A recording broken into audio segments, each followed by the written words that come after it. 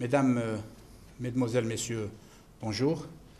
Je souhaite la bienvenue donc, aux experts étrangers qui nous ont fait l'honneur de partager avec nous ces journées marketing. Je remercie aussi l'initiateur de cette journée, en l'occurrence M. Hassas, pour son engagement pour le secteur qui nous unit aujourd'hui, le secteur du tourisme. Que pourrais-je dire à cette occasion, sinon que c'est de très bon augure. C'est de très bon augure pour le secteur touristique en Algérie. Organiser des journées marketing, c'est bien. C'est bien parce que ça nous permet de nous inscrire pleinement dans les dynamiques mondiales du tourisme. Ça nous permet, si vous voulez, de nous actualiser, de nous mettre à niveau, de nous recycler. Ça nous permet de tout simplement aller vers le professionnalisme dont on a tellement besoin. Alors, je vais commencer très rapidement par insérer cette notion marketing dans la politique algérienne de relance du secteur du tourisme. Vous n'êtes pas sans savoir, du moins pour les nationaux, que le tourisme chez nous s'appuie sur une stratégie. C'est-à-dire que ce n'est pas un secteur qui est piloté à vue. Il y a une stratégie nationale adoptée par le gouvernement algérien en 2008, sous la forme du schéma directeur de l'aménagement touristique, qui s'inscrit dans le schéma national de l'aménagement du territoire, le SNAT, donc à l'horizon 2030. Cette stratégie s'appuie sur plusieurs axes ou plusieurs dynamiques. La première étant bien entendu la promotion de la destination Algérie. Quand je dis la promotion, c'est au sens large, promotionner la destination, promotionner des produits touristiques. Donc, faire la promotion de la destination Algérie est un pilier de la stratégie nationale, dans la mesure où l'image, vous le savez très bien, je ne vous apprends pas grand-chose, l'image est prépondérante, l'image est capitale dans le choix du touriste. C'est-à-dire qu'un touriste qui jette son dévolu sur une destination doit percevoir une image positive de cette destination, sinon, soyez sûr qu'il ne choisira pas cette destination. Donc la première dynamique, c'est la promotion, c'est l'image, c'est la valorisation de la destination. La deuxième, c'est le plan qualité tourisme, avec tout ce que cela induit comme action. Alors le plan qualité tourisme, c'est la formation, d'abord, c'est donner une importance capitale à la formation, parce que sans formation, sans savoir-faire, tout simplement, on ne pourra pas faire. Sans savoir, on ne pourra pas faire, tout simplement. Ou alors, si on fait mal. Donc, la formation, c'est inévitable. On en reparlera si vous le voulez tout à l'heure. Puis, la troisième dynamique, parce que faire la promotion, je reviens un petit peu en arrière, faire la promotion, c'est beau, c'est bien. Mais encore faut-il que l'on soit à la hauteur des attentes des touristes, des visiteurs qui auraient jeté leur dévolu sur cette destination. C'est pour cela que la formation est tout indiquée pour justement améliorer ou participer à l'amélioration de la qualité des prestations pour donc être, comme j'ai dit, à la hauteur des attentes du visiteur. Maintenant, il ne suffit pas de promouvoir ou de promotionner, il ne suffit pas de former, il faut aussi investir. C'est pour cela que la troisième dynamique, le troisième axe, le troisième pilier de la stratégie nationale, c'est l'encouragement de l'investissement. Nous devons encourager l'investissement pour justement pallier au déficit quantitatif qu'enregistre notre parc hôtelier. Donc nous avons un déficit criard en matière de nombre, mais nous avons aussi un déficit criard en matière de qualité. Donc vous voyez que cette chaîne commence à être perceptible, peut-être devant vos yeux, promouvoir, former, mais aussi encourager l'investissement pour avoir de nouveaux lits aux normes qui vont donc régler le déficit quantitatif, mais qui vont aussi participer à régler le déficit qualitatif en injectant cette notion de laquelle nous avons tellement besoin, à savoir la concurrence.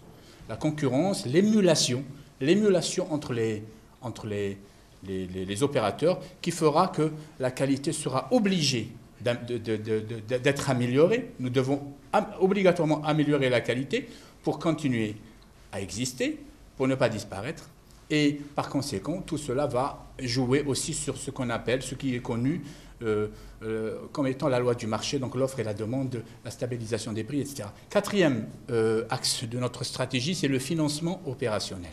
Parce que c'est bien beau de parler d'investissement, mais encore faut-il donner aux investisseurs un accompagnement financier susceptible de leur permettre de mener à bien et puis de faire une économie de temps et de réaliser le plus rapidement donc, leur projet. L'accompagnement financier est de mise chez nous dans la mesure où un certain nombre de banques ont adhéré à cette démarche et ont signé des conventions avec notre ministère et sont actuellement en train d'accompagner les investisseurs touristiques, ce qui est de très bon augure pour le secteur. Enfin, cinquième et dernière dynamique, c'est l'intersectorialité. Vous savez très bien que le tourisme étant un secteur transversal, il a besoin de tous les secteurs dits verticaux. Vous ne pouvez pas imaginer le développement du secteur touristique sans l'eau, sans l'hydraulique. Vous ne pouvez pas imaginer le développement du secteur touristique sans l'énergie, c'est impossible. Sans les routes, sans le transport, sans l'environnement, sans l'éducation, sans le... Donc tous les secteurs sont concernés dans le développement du secteur touristique. Et c'est pour cela qu'il y a cette dynamique, cet axe extrêmement important, à savoir l'intersectorialité ou la chaîne touristique ou encore la transversalité.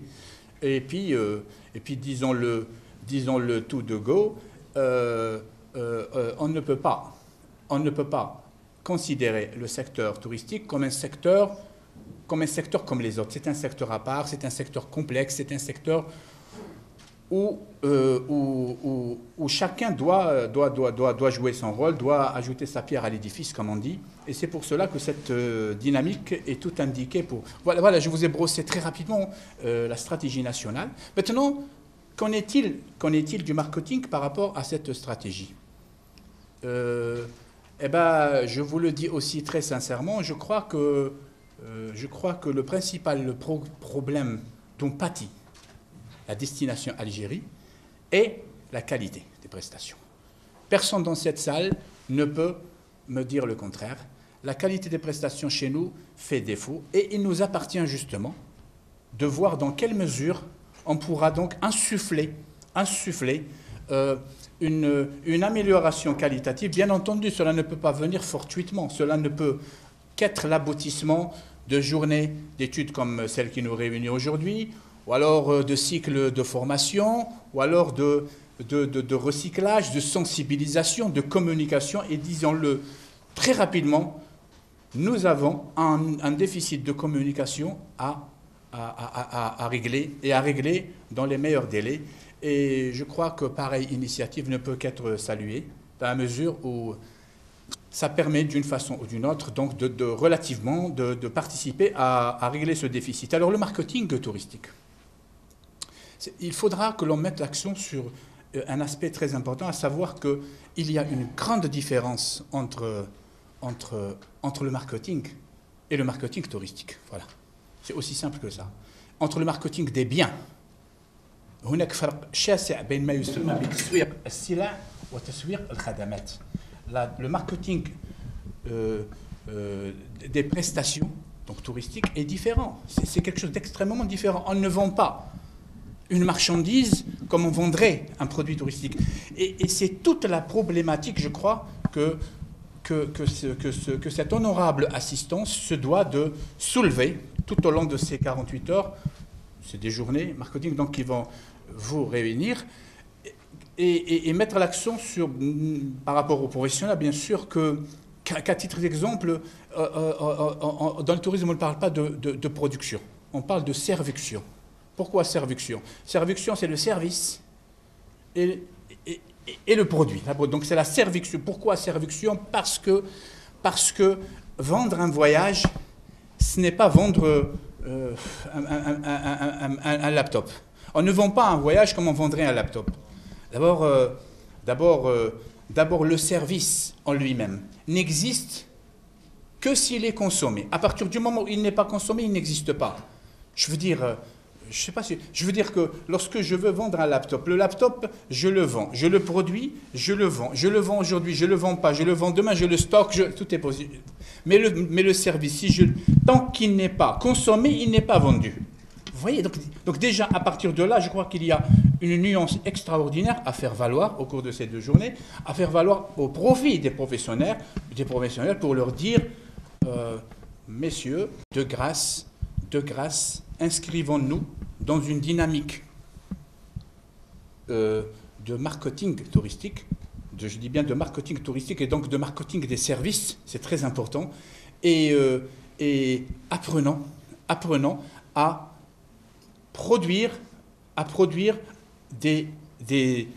réaliser des produits touristiques, donc à produire du tourisme en respectant la spécificité du secteur touristique qui fait que comme dit l'économiste, nous devons nous atteler à réaliser le produit qui se vend et non pas à vendre le produit qu'on réalise. C'est un peu ça. Donc adapter, parce que dans le tourisme, le client est un élément fondamental. Moi, en tant que professionnel du tourisme, je dois adapter mon entreprise au marché.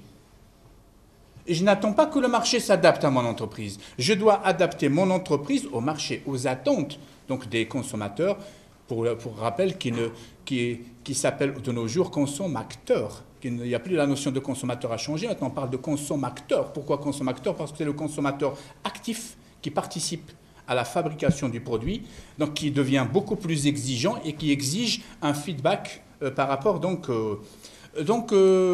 je réitère donc mes remerciements à M. Hassas pour l'organisation de ces journées marketing. Je vous dirais que le ministère du Tourisme et de l'Artisanat donc, vous assure de son accompagnement le plus inconditionnel par rapport à pareille mission, sachant que la relance du secteur touristique chez nous est tributaire d'un certain nombre d'éléments, dont déjà notre inscription dans une démarche de modernisation, et puis nous devons nous adapter à ce qui se passe au niveau mondial. Très rapidement, donc ces 2 journées marketing vont s'atteler à parler des stratégies marketing de la destination Algérie. Monsieur Hassas, vous me corrigez si je me trompe. Stratégie marketing de la destination Algérie, c'est bien. Parce que d'abord, évitons de parler de la destination. Je crois que le concept est en train de changer. Maintenant, on parle de destination au pluriel, au niveau d'un même pays. Comprenez que chez nous, on peut parler de la destination des Aurès. Voilà, j'ai un exemple, la destination de la Kabylie, la destination du Touat, la destination du Gourara. Donc, et plutôt, parlons de destination au pluriel, parce que justement, chaque destination doit avoir sa stratégie marketing en fonction des paramètres externes. Puis l'important, c'est l'impact de l'identité visuelle dans la promotion du tourisme, c'est bien ça. Donc ici, bien sûr que c'est important parce que l'identité visuelle, c'est la charte graphique, c'est tout ce qui tourne autour. Donc c'est une chose extrêmement importante parce que l'identité visuelle donne à chaque destination une spécificité, une marque déposée, une spécificité, une particularité, une singularité, une originalité. Alors, tourisme durable, opportunité et exigence, bien sûr. Et c'est, je crois, un point sur lequel vous devez être extrêmement regardant, parce que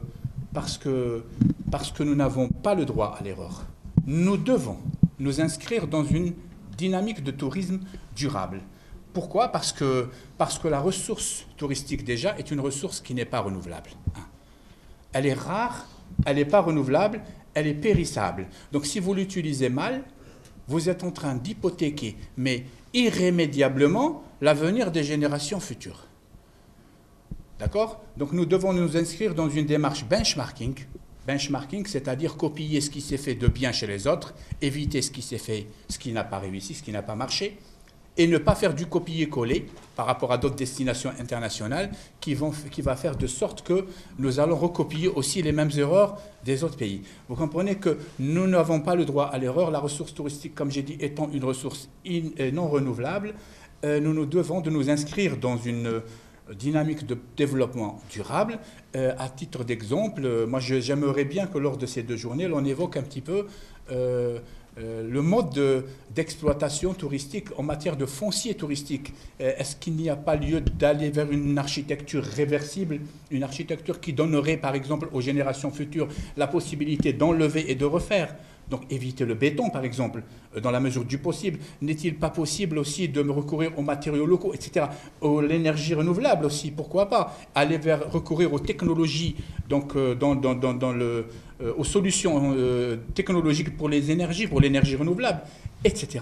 Donc oui, ce sont autant de points extrêmement importants que ces 2 journées donc vont soulever. Et puis je souhaite à ces journées beaucoup de réussite. Et je reste persuadé qu'à l'aboutissement de ces journées, on va ressortir avec beaucoup de recommandations efficaces, efficientes, avec beaucoup de suggestions aussi, à même de donner donc au secteur touristique de lui faire prendre, pourquoi pas, une amélioration, une avancée qualitative. أشكركم على حسن الإصغاء، وأتمنى لهذه الأيام الدراسية الخاصة بالتسويق السياحي، أتمنى لهذه الأيام إذن كل النجاح، ومرة أخرى أشكركم على حسن الإصغاء، والسلام عليكم ورحمة الله تعالى وبركاته.